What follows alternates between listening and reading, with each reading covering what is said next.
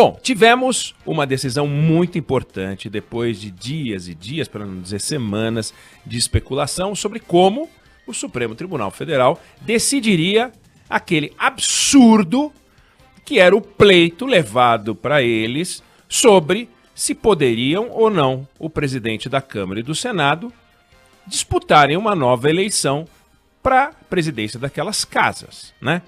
O texto constitucional, o tal artigo 57, é de uma clareza retumbante. A nossa carta tem vários trechos que são confusos, mas esse é um dos que não é confuso. É muito claro. Não pode. Não pode. E aí começou a votação, e começou, antes da votação, a especulação é o seguinte, tinha um esquema, a gente falou dele aqui, olha, tem um cheiro, as pessoas estão falando, articulação. O Davi Alcolumbre hoje deve estar destruído, né? Porque ele contava com isso. O direito que ele esperava ter, não garantido pela Constituição, aliás, proibido pela Constituição, de se reeleger.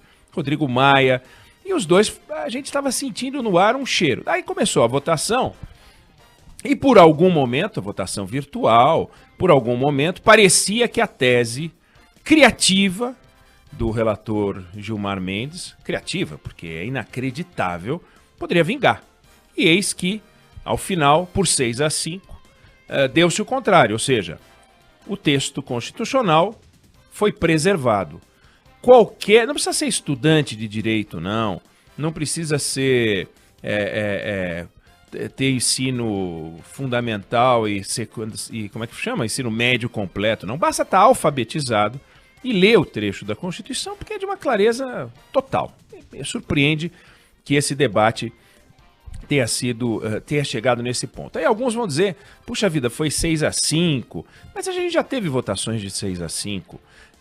Por exemplo, a segunda instância foi decidida por 6-5, proibindo a segunda instância, a prisão em segunda instância. E outras votações na história do Supremo também aconteceram por 6-5. E 6-5, 7-4, 8-3, o que ajuda o placar mostrar, é um recado político que o Supremo dá sobre a coesão dos juízes, dos ministros, em torno do texto constitucional que está em discussão. No caso, o texto constitucional que estava em discussão era de uma clareza que é estranho que 5 tenham tentado reinterpretá-lo. E aí eu acho que é importante que a gente reflita, quer dizer, o Supremo Tribunal Federal já discutiu coisas importantíssimas, né? O Supremo Tribunal Federal é, sim, a instituição brasileira garantidora da liberdade, garantidora dos direitos individuais, garantidora da defesa das pessoas contra o abuso do Estado. Controlar os abusos é papel do Supremo e, em várias ocasiões, o Supremo Tribunal Federal foi essencial. Se a gente for recuperar julgamentos históricos do Supremo, vários deles, muitos deles, para não dizer a esmagadora maioria, era de preservação dos direitos das pessoas contra o abuso do Estado, envolvendo coragem, posicionamento político ousado. Agora, alguns momentos da história do Supremo são debates absurdos, né? Vou citar 2, não pelo teor do debate, mas pela situação em que o Supremo se viu, colocado pela própria Constituição. Me refiro ao julgamento do Mensalão e ao julgamento do Petrolão. Me parece absurdo imaginar que 11 ministros do Supremo tenham se reunido, por imposição constitucional, para decidir questões criminais. Pensa, no Mensalão, 11 juízes do Supremo votando. O relator, que era o Joaquim Barbosa, que ganhou fama, o relator dedicando o seu tempo para saber se fulano roubou ou não roubou. Crime comum. Quer dizer, o camarada rouba um supermercado, ele vai para a primeira instância. O outro rouba o Banco do Brasil, como no caso do Mensalão, ele vai para o Supremo Tribunal Federal. Quer dizer, é uma questão de escolha. Então, vamos roubar o Banco do Brasil, não vamos roubar o supermercado, porque é assim que funciona. Desde que, claro, você, na sua quadrilha, tenha um deputado ou um senador. Se na sua quadrilha tiver um deputado ou um senador, você vai para o Supremo Tribunal Federal. Se não tiver um deputado ou senador, você vai para a primeira instância. Tem cabimento? Se são todos iguais perante a lei, por que um camarada que foi eleito tem direito de ser julgado por um crime comum no Supremo Tribunal Federal? Uma coisa é crime de opinião, uma coisa é aquilo que ele disse, uma coisa é aquilo que ele fez em razão do mandato. Agora, em razão do mandato, roubar o Banco do Brasil, pelo amor de Deus, foi o que aconteceu no Mensalão. E eram todos julgados no Mensalão com recursos, julgados no Supremo Tribunal Federal com recursos, e mais recursos, e mais recursos. Um caso que começa em 2006 vai acabar em 2012. Uma coisa inacreditável, com recursos e mais recursos e mais recursos. E voltou a acontecer no Petrolão. A fatia dos bandidos corruptos que não tinha conexão com políticos ia parar na mão do Sérgio Moro. Ou da Lava Jato de São Paulo, da Lava Jato do Rio de Janeiro, etc. A fatia dos bandidos que tinha conexão com políticos ia parar no Supremo Tribunal Federal. Eu acho isso uma disfunção. É inacreditável que um tribunal feito para discutir a Constituição fique discutindo crime. Bom, mas tem um pedaço do trabalho do Supremo, que é este da interpretação constitucional, e que neste caso, que a gente viu, era para o STF falar, gente, eu não vou nem aceitar discutir, mas isso não é permitido. Isso não é permitido. Pela estrutura, pela formação no Supremo Tribunal Federal, o caso chegou, o caso tem que ser julgado. Na Suprema Corte Americana, o caso chegou, o caso pode ser julgado. Tudo depende, naturalmente. Agora eu descobri que eu estou usando a câmera do meu computador e não a câmera que tem acima do meu computador, que dá um ângulo melhor, mas tudo bem, vamos em frente, que se eu ligar a outra agora vai sumir tudo. Mas o caso é espantoso. Então, é um momento, quer dizer, espanta que 5 ministros tenham interpretado, mas espanta que não exista a possibilidade de simplesmente dizer não. E aí vem 2 discussões que eu acho que são importantes para a gente ver. Quer dizer, por que no Brasil cresce esse sentimento, né, de fora STF, cresce esse sentimento contra, patrocinado por gabinetes de ódio para lá e para cá, contra o Supremo Tribunal Federal? Quer dizer, o Supremo Tribunal Federal se expõe de um jeito que deveria discutir, quer dizer, por que não a gente discutir os limites, o papel, a responsabilidade do Supremo Tribunal Federal? Faz sentido o Supremo, por exemplo, funcionar da forma como funciona, em que os votos são dados um a um e transmitidos pela TV Justiça, a gente transmite pela rádio, pela TV? Faz sentido isso? Você fica contra A, contra B, contra C. A gente acompanha se Gilmar Mendes votou assim, se Alexandre de Moraes votou assado, se Rosa Weber votou daquele jeito.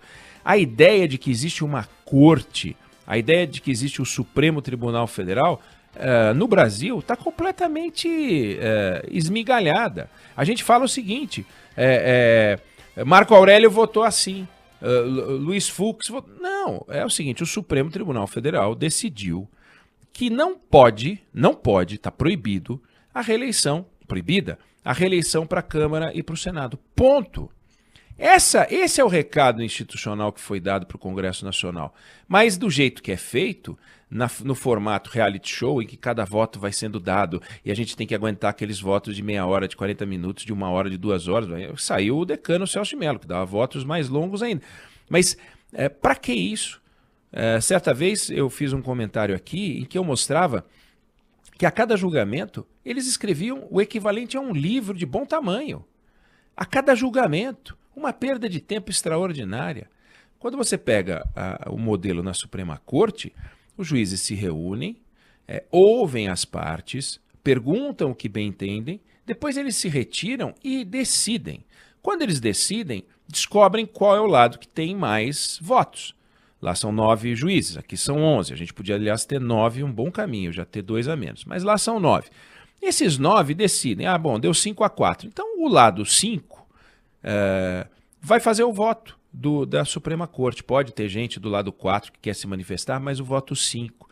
Você não vê tweet de juiz da Suprema Corte, você não vê manifestação em rede social, você não vê eles passeando por aí, falando, dando entrevista. Eles dão entrevista, expõem seu ponto de vista e no final, quando perguntados, eles falam assim, não, eu não vou falar sobre o caso concreto. Já falou. Você já sabe a posição dos juízes, dos ministros. É um negócio absurdo. Não tem sentido uma coisa dessa. Então é preciso que a gente reflita, e eu acho que os juízes da nossa Suprema Corte pensem sobre esse assunto, porque eles estão se expondo.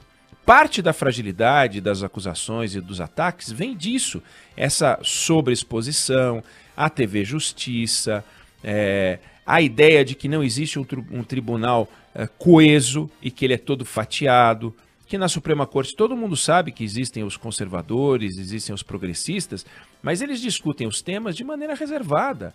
Não faz sentido. Imagine uma cirurgia hoje transmitida pela televisão, transmitida, acompanhada pela rádio, e a gente acompanhando passo a passo com o microfone ligado em cada médico. Eles falando, e agora, a gente corta aqui ou corta ali? Não, vamos cortar por aqui. Não, eu divirjo. Quero pedir licença para divergir. Vamos abordar por aqui o nobre doutor, etc. Não faz sentido isso. Não faz sentido isso no Supremo Tribunal Federal, que acaba sendo exposto. Então a gente tem duas interpretações de um mesmo julgamento. De um lado, os juízes decidiram algo da maior importância, proibiram uma estrepulia constitucional, proibiram que o senhor Davi Alcolumbre e o senhor Rodrigo Maia aprontassem contra a Constituição. Não pode. Mas, ao mesmo tempo, a gente fica vendo, voto a voto, os argumentos de cada um, expondo as entranhas da instituição mais importante que tem no Brasil. O STF é um tribunal em que seu comportamento inspira e orienta a sociedade. Então, os modos, as formas, precisam ser analisadas e refletidas. E é uma loucura. Claro que um juiz, quando entra lá, agora entrou o Nunes Marques, ele meio que se atrapalha, está chegando agora. Certa vez, 2 juízes da Suprema Corte americana, um chamado Tom Clark, que foi indicado pelo governo Truman, e o outro chamado Robert Jackson, que foi indicado pelo governo Roosevelt, eles conversaram.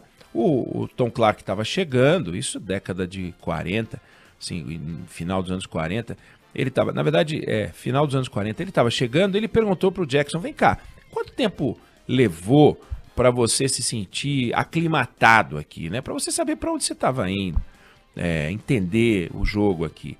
Aí o Jackson, que era mais velho, já estava na casa há 7 anos quando entrou o juiz Clark, falou, olha, eu perguntei isso certa vez a outro juiz mais antigo do que eu.